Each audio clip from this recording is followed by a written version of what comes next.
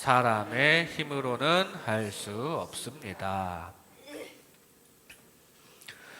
요즘 발달하는 사업의 형태 중에 플랫폼 사업이 각광을 받고 있습니다. 유튜브나 넷플릭스 이런 회사가 아주 가파른 성장을 하고 있는데요. 그 회사들이 실제로 뭔가를 만들어서 파는 회사가 아닙니다. 그냥 장소만 제공하고 가만 앉아서 자릿값만 받는 거예요. 건물주가 실물 물건을 사고 파는 그런 통로를 제공하면서 이익을 창출하듯이 플랫폼 사업자는 웹상의 건물주가 되는 것입니다. 동영상을 사고 파는 통로만 제공하고 이익을 창출하는 방식입니다. 그만큼 뭔가가 들어오고 나가는 그런 흐름이라는 게 중요하다는 사실입니다. 건물을 지어놓고 드나들 수 없게 만들면 그 안에서 장사를 할 수가 없잖아요. 유튜브도 사용자가 거의 무료로 이용할 수 있게 해놓으니까 장사가 되는 것입니다. 넓게 보면 카카오도 그런 원리로 우선 많은 사람들을 유입해서 성공한 케이스입니다. 드나들 수 있게 해야 해요. 왔다 갔다 할 수 있는 흐름이 중요합니다. 나라도 마찬가지입니다. 물자가 드나들고 돈도 왔다 갔다 해야 나라가 발전합니다. 그래서 우리나라도 쇄국 정책을 펼친, 그렇게 나라 문을 걸어 잠갔던 그 기간 동안 뒤처졌음을 볼 수 있습니다. 흐름이 중요하다는 사실이에요. 영적으로도 마찬가지입니다. 영적으로 열려 있어야 합니다. 그리고 예수님의 사랑과 은혜를 받아들여야 한다는 사실이에요. 그 예수님의 사랑, 그거 유튜브 동영상처럼 무료거든요. 예수님의 피의 은혜 무료로 우리가 받아들이는 겁니다. 그리고 그 사랑과 은혜를 또 배출해야 합니다. 나누어야 한다는 거예요. 그렇게 우리는 사랑의 플랫폼, 사랑이 왔다 갔다 하는 그런 플랫폼이 되어야 한다는 사실입니다. 안 그러면 영적으로 썩어 문드러져요. 주님의 사랑을 받아야지. 나 혼자 힘으로 의를 이룰 수는 없는 것이거든요. 오늘 본문에 나온 부자 관리에게는 이 영적인 흐름이라는 것이 닫혀 있는 모습을 보게 됩니다. 자기 혼자 의를 이루려는 모습을 보이고 있습니다. 그런데 영적인 문제는 사람의 힘으로 할 수 있는 게 아니라는 사실이에요. 사람의 힘으로 영생을 얻을 수 없고요. 사람의 힘으로 의를 이룰 수 없습니다. 심지어 세상에서 얻는 복도 우리의 능력과 계산으로 어떻게 얻을 수 있는 문제가 아닙니다. 이 시간 오늘 이 부자 관리를 통한 에피소드를 통해 사람의 힘으로는 이런 것들을 할 수 없다는 사실을 다시 한번 살펴볼 때 우리는 전적으로 하나님을 의지하여 구원을 얻고 삶 가운데 주님을 더욱더 사랑하고 헌신하는 주님의 참된 제자 되시기를 주님의 이름으로 축복합니다. 사람의 힘으로는 먼저 영생을 얻을 수 없습니다. 사람의 힘으로는 영생을 얻을 수 없습니다. 18절 말씀해 보면 어떤 관리가 물어 이르되 선한 선생님이여 내가 무엇을 하여야 영생을 얻으리이까. 오늘 우리가 읽은 말씀보다 조금 앞부분 여기 18번째 9절부터가 한 단락의 시작이거든요. 어떤 돈 많은 부자 관리가 찾아와서 예수님께 질문을 합니다. 제가 뭘 하면 영생을 얻습니까?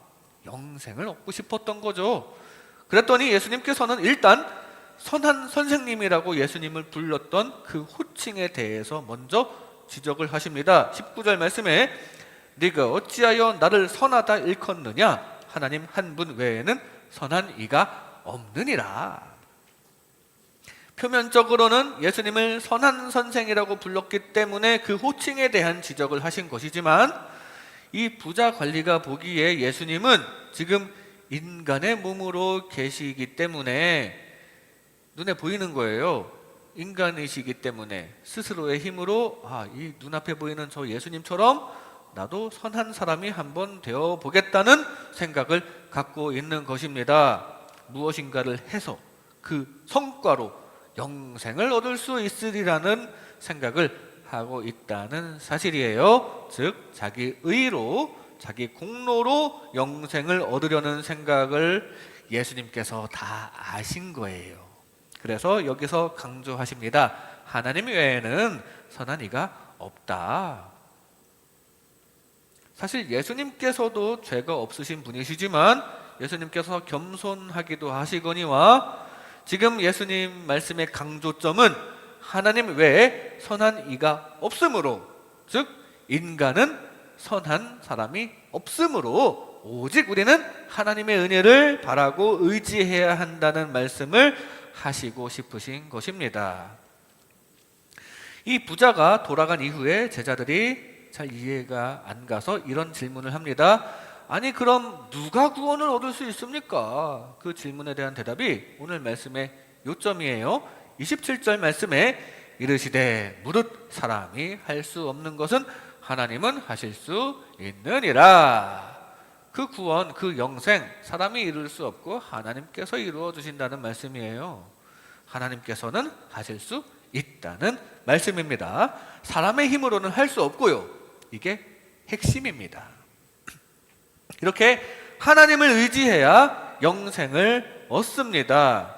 왜냐하면 의인이 되어야 하나님의 나라에서 영원히 의로우신 하나님과 동행하게 되는데 우리의 힘으로는 의로워질 수가 없기 때문입니다. 하나님의 능력에 힘입어 의로워지고 구원을 받고 영생하시기를 주님의 이름으로 축복합니다.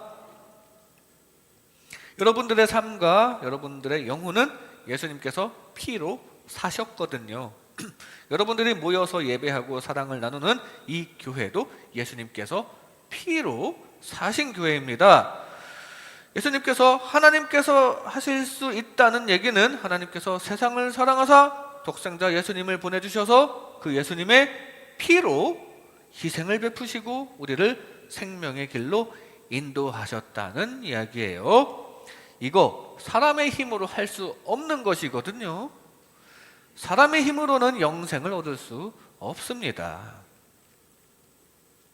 사람의 힘, 그것은 영생에 이를 수 없다는 것 기억하시고 늘 하나님의 능력을 의지하시기를 바랍니다. 물에 빠진 사람을 구하려면 절대로 입수하면 안 된다고 합니다.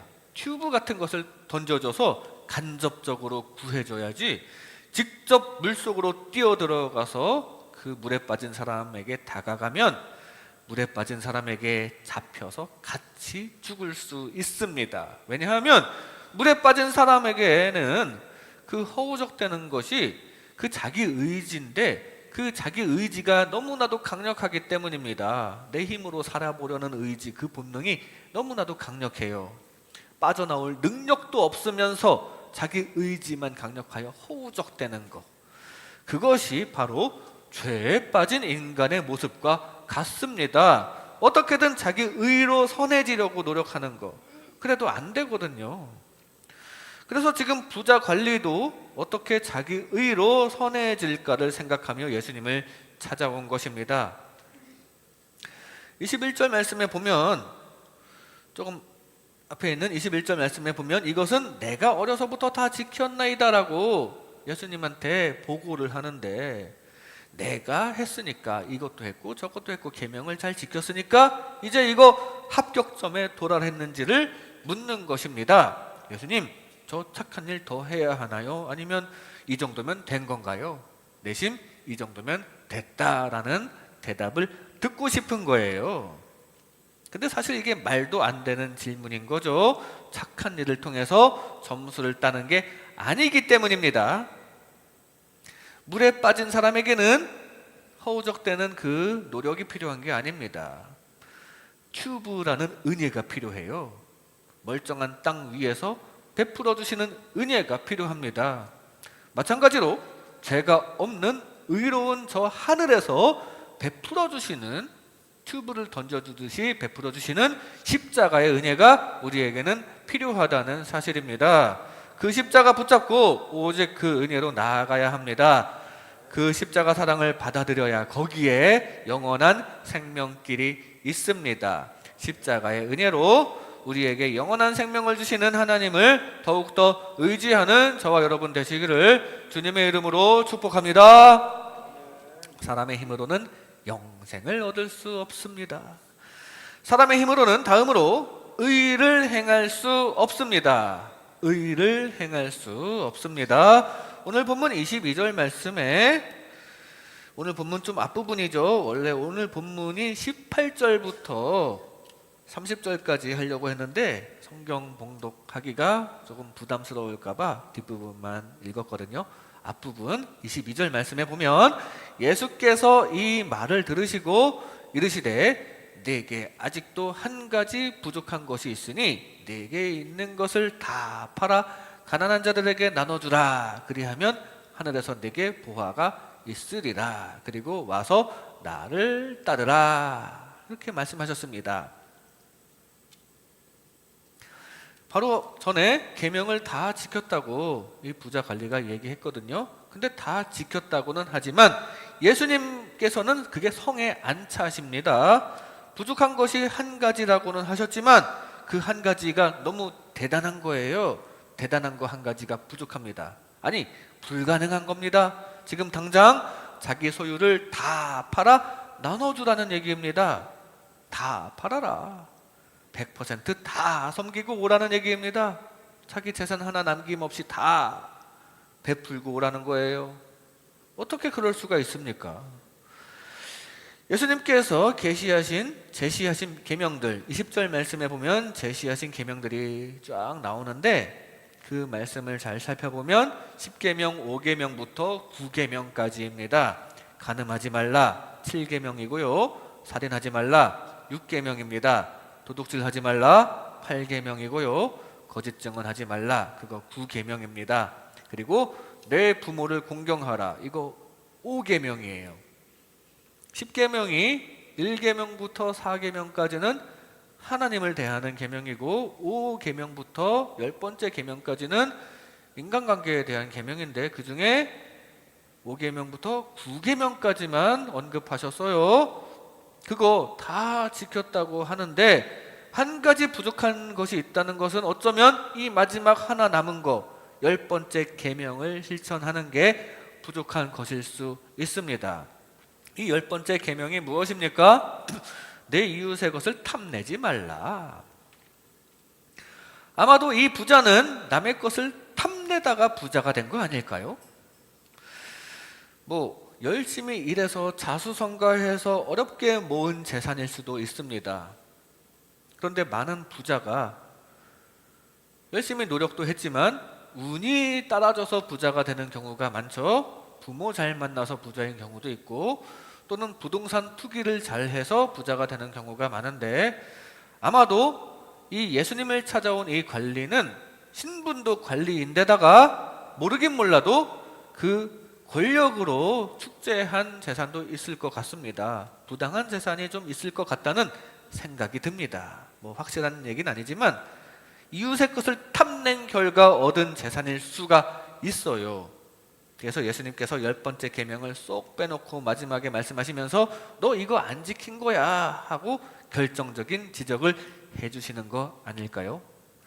어쨌든 이 부자가 부당한 방법으로 부자가 되었든 아니면 정당하게 부자가 되었든 그게 중요한 게 아니고 분명한 사실은 이 10번째 계명인 남의 것을 탐내지 않는 것은 정말 어려운 계명이라는 사실입니다. 어디까지가 남의 것을 탐내는 것인가? 어디까지가 남의 것을 탐내지 않은 정당한 탐심인가? 그 기준도 애매하고요. 그리고 탐심을 갖지 않는다는 것은 우리가 절대로 지킬 수 없어 보이는 계명입니다. 어떻게 탐심 없이 살아갈 수가 있어요? 어떻게 이 세상에 있으면서 마음에 그런 탐심, 욕심이 없을 수가 있습니까? 그래서 앞에 언급한 5계명부터 9계명까지 있는 이 살인, 간음, 도둑질 이런 것들은 사실 실제 행동을 하지 않았다고 칩시다. 내가 실제로 사람을 안 죽였으니까 계명을 지킨 거다. 뭐 그렇다고 쳐봅시다. 그런데 이 10번째 계명인 마음속의 욕심을 완전히 봉쇄한다는 거, 그게 쉽습니까? 그러니까 불가능하다는 거예요. 사실상 인간의 행위로는 절대 의를 이룰 수 없다는 말씀입니다. 그러나 인간이 할 수 없는 거 하나님은 의를 이루어 주실 수 있습니다. 그 전능하신 하나님을 의지하여 내 힘이 아닌 내가 제거해 버릴 수 없는 욕심, 그런 거 내가 어떻게 할 수 없는 거잖아요. 그 내 힘이 아닌, 내 능력이 아닌 하나님의 공로로 의로워지시기를 바랍니다. 이렇게 하나님을 의지해야 의를 행할 수 있습니다. 왜냐하면 인간은 저주받은 상태에 있으며 결코 스스로 선을 행할 수가 없기 때문입니다. 갈라디아서 3장 10절 말씀에 보면 무릇 율법 행위에 속한 자들은 저주 아래에 있나니 기록된 바 누구든지 율법책에 기록된 대로 모든 일을 항상 행하지 아니하는 자는 저주 아래에 있는 자라 하였습니다. 모든 일을 항상 100% 하라는 겁니다. 인간이 이루어지려면 100% 선행을 해야 하는데 그게 이 땅 위에서는 불가능합니다. 인간은 의로워질 수가 없다는 사실을 기억하시기 바랍니다.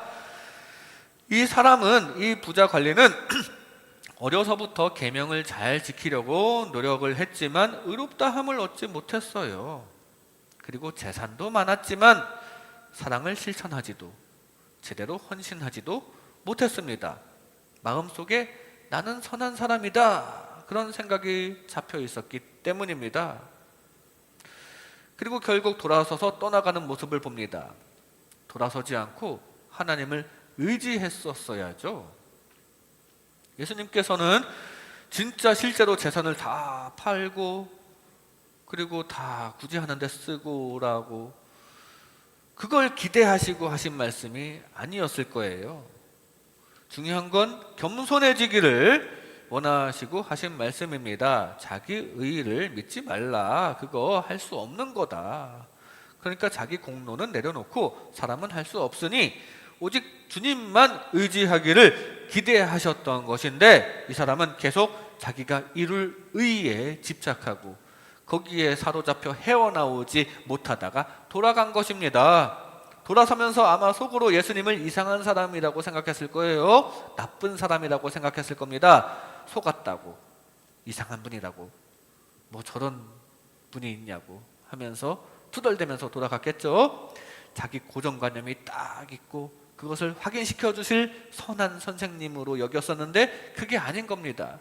자기 의를 칭찬해 주실 예수님을 기대했었는데 아마도 실망하고 돌아갔을 거예요. 자기 중심적으로 꽉 막혀 있어서 그래요. 우리는 이렇게 자기 중심적으로만 꽉 막혀 있으면 안 됩니다. 나 혼자 의를 이룰 수 없는 것입니다. 하나님께서 해주셔야 의가 나타나는 거예요. 하나님의 사랑을 받고 그 사랑을 발산해야 합니다. 하나님께서 예수님의 피의 은혜를 주셔서 의롭게 해주신 그 사랑을 받아들이고 그 사랑을 이웃에게 돌려줄 수 있는 사랑의 통로가 되어야 합니다. 그러라고 우리 교회를 세워주신 거예요. 우리가 선을 행할 수 있게 하시는 하나님을 더욱더 의지하시기 바랍니다. 하나님의 피 흘림의 사랑을 받고 또 베푸는 사랑의 통로가 되어서 주님과 동행하면서 점차 주님을 닮아 거룩해지시다가 영원한 하나님의 나라에서 완전해지시는 저와 여러분 되시기를 주님의 이름으로 축복합니다. 사람의 힘으로는 의를 행할 수 없습니다. 사람의 힘으로는 마지막으로 복을 받을 수 없습니다. 복을 받을 수가 없어요. 27절 말씀에 사람이 할 수 없는 것을 하나님은 하실 수 있느니라. 오늘의 말씀 제목이죠. 예수님께서 이 말씀을 하시면서 곧바로 하시는 말씀이 복에 관한 말씀을 쭉 하십니다. 그러다가 30절 말씀에 보면 현세 여러 배를 받고 내세 영생을 받지 못할 자가 없느니라. 내세에 받을 영생의 복은 물론이거니와 우리의 육적인 안목이 그렇게 원하는 이 현세의 복도 사람의 힘으로 거두어 들일 수 없고 하나님의 능력으로 얻게 된다는 얘기입니다. 하나님께서 주셔야 현세에도 복이 임한다는 사실이에요. 이렇게 하나님을 의지해야 복 받을 수 있습니다. 왜냐하면 하나님이야말로 복의 근원이시기 때문입니다. 복의 근원 하나님에 의해 복 많이 받으시기 바랍니다. 많은 사람들이 세상 일 내가 스스로 알아서 잘 해결해 나가려고 노력하고 그러고 싶어 합니다. 그런데 아무리 부자가 되고 아무리 권력이 있다 한들 세상 일이 내 마음대로 됩니까? 세상 일 내 마음대로 되는 사람 아무도 없을 거예요. 진짜 내 계획대로 복을 스스로 이끌어냅니까? 아무리 돈 많고 능력과 힘이 있는 사람에게도 복은 하늘에서 떨어지는 것이지 내가 스스로 복을 만들어내야지 하는 사람은 없을 것입니다. 그래서 아무리 복 받은 사람도 아무리 부자라도 아무리 권력자라도 새해 복 많이 받으세요 라고 인사하지 새해 복을 이루세요 이렇게 인사하진 않잖아요. 복은 받는 겁니다. 하나님한테. 그 복 주시는 하나님을 바라보시기 바랍니다. 25절 말씀해 보면 낙타가 바늘귀로 들어가는 것이 부자가 하나님의 나라에 들어가는 것보다 쉬우리라 라고 말씀하셨습니다. 낙타가 바늘귀로 들어가는 것은 불가능이잖아요. 바늘귀를 아주 크게 만든다면 들어갈 수 있겠죠. 근데 그게 어디 바늘귀겠습니까? 바늘귀라면 낙타가 들어갈 만한 큰 바늘귀라면 그게 바늘귀라면 그걸 가지고 옷을 꿰맬 수 있어야 하는데 그런 큰 걸로 옷을 꾸밀 수 있어요? 그럼 그건 바늘귀가 아닌 겁니다. 그러니까 낙타가 바늘귀로 들어간다는 것은 말이 안 되는 얘기예요. 0%의 확률로 가능한 일입니다. 부자가 하나님의 나라에 들어갈 확률이 제로라는 얘기예요. 사실 이 말씀은 과장법입니다. 우리가 잘 아는 이 부자, 세상에 돈 많은 사람들이 무조건 안 된다 그런 얘기 아니에요. 돈 많으면 천국 못 간다 이런 얘기가 아닙니다. 여기서 말하는 부자는 하나님 앞에서 자기 것을 포기하지 못하고 세상 것만 사랑하는 사람을 뜻하는 것입니다. 그리고 세상 것을 많이 가진 사람일수록 세상 것을 포기하기가 어렵기 때문에 이렇게 과장법을 써서 말씀하신 거예요. 예수님께서 이렇게 말씀하신 이유는 또 있는데 당시 사람들이 부자는 하나님께로부터 복을 더 많이 받은 사람이라고 생각하는 몹쓸 편견이 있기 때문입니다. 그들이 조상으로 여기는 아브라함도 일단 당대의 부자였고요. 믿음의 조상이면서 부자였습니다. 야곱도 복받아서 부자, 요셉도 복받아서 부자, 다윗도 복받아서 부자고요. 솔로몬도 복받아서 그 누구보다 스케일이 남다른 부자였습니다. 그래서 가난한 사람은 더더욱 무시당했다는 사실이에요. 그래서 인간의 능력으로 부자가 된 사람은 자신이 하나님과 가까운 척을 하면서 가난한 사람을 향해 너 하나님 앞에서 죄지어서 그런 거야 하면서 정죄하고 막 깔보고 무시하는데 하나님 믿는 사람이 그러면 안 되잖아요. 잘못된 태도인 것입니다. 오늘도 부자 관리는 자기 자신도 자연스럽게 하나님과 가깝다고 스스로 느끼고 있는 터였는데 예수님 제가 이것도 했고 저것도 했습니다. 저 정말 잘했지 않습니까? 인정받고 싶고 그런 상황이었는데 그런 편견을 없애시기 위해서 이렇게 말씀하신 것입니다. 예수님의 말씀을 들은 사람들은 아니 부자가 하나님의 나라에 들어가는 것이 불가능하다면 도대체 누가 하나님의 나라에 들어간다는 얘기야? 완전 슈퍼 부자가 들어가는 건가? 하면서 의아해 했지만 예수님의 답은 그게 아닙니다. 부자든 가난한 자든 하나님을 의지하는 자가 복받는다 그런 말씀을 하시는 중이에요. 사람들의 편견처럼 부자냐 가난한 자냐 그게 중요한 게 아니라는 겁니다. 그게 만약에 부자라면 더 행복해지게 하시고 만약에 가난한 자라면 필요한 물질을 채워주시는 복을 하나님의 주관에 의해서 주신다는 사실입니다. 그렇게 하나님을 의지하여 주님 주시는 복 받는 자 되시기를 주님의 이름으로 축복합니다. 시편 1편에 보면 복 있는 사람들의 조건이 나옵니다. 시편 1편 1절 2절에 복 있는 사람은 악인들의 꾀를 따르지 아니하며 죄인들의 길에 서지 아니하며 오만한 자들의 자리에 앉지 아니하고 오직 여호와의 율법을 즐거워하여 그의 율법을 주야로 묵상하는 자들이 복 있는 자가 되고 복 받고 또 복 받으면 이렇게 된다라는 말씀이에요. 부자가 복 있는 사람이다라는 얘기는 없습니다. 다만 악한 사람들이나 죄인들처럼 세상만 의지하지 않고 하나님과 하나님의 말씀을 의지하는 자가 복 있는 사람, 진짜 영혼의 부자가 되는 것입니다. 사실 부자가 아무래도 세상만 의지하기가 쉽긴 합니다. 그렇기 때문에 여러분들 부자가 되었을 때 바로 그런 점을 경계해야 합니다. 부자가 되어도 하나님을 의지하는, 그래서 주님 주시는 진정한 축복을 받으시기 바랍니다. 그리고 그 결과는 3절에 나옵니다. 그는 시냇가에 심은 나무가 철을 따라 열매를 맺으며 그 잎사귀가 마르지 아니함 같으니 그가 하는 모든 일이 다 형통하리로다. 형통한다고 지금 다윗이 노래합니다. 하나님을 진정으로 의지해서 많은 복을 받았던 다윗이 쓴 시라면 믿을 만한 얘기인 거예요. 그리고 성경에 이렇게 기록된 시라면 이거 맞는 말씀임이 분명합니다. 하나님을 의지하면 형통함의 복이 주어진다는 사실을 믿음으로 받아들이고 늘 기억하시기 바랍니다. 우리 눈앞에 세상이 쫙 펼쳐져 있기 때문에 우리는 자기도 모르게 세상만 의지하기가 쉽습니다.